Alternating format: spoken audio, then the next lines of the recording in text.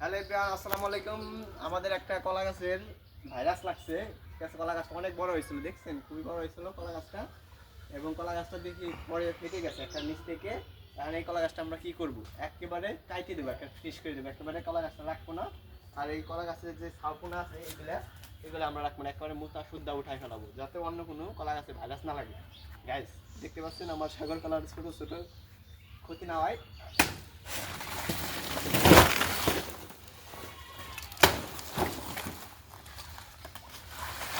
এক কোপে আমরা এক কলা গাছটা শেষ করে দিলাম। এক কলা গাছটা এখন ঝরে যাবে।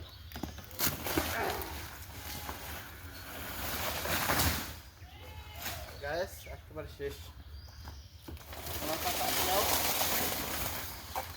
ঝরে পাঠাই দিলাম, একেবারে এখন কলা গাছটা একেবারে শেষ করে দেবো।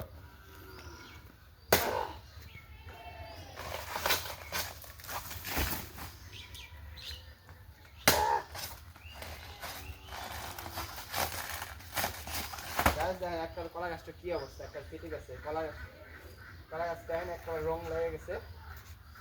গ্যাস কলা গাছটা একেবারে নষ্ট হয়ে গেছে। এসব কলা গাছ হলো ভাগাছ এবং অন্য কলা গাছগুলো ক্ষতি করে, এই জন্য কলা গাছ না রাখাই ভালো। ঠিক আছে, একেবারে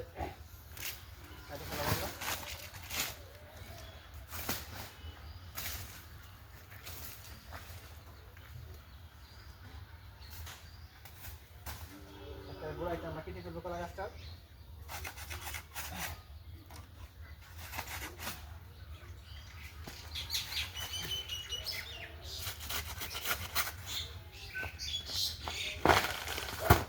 শেষ।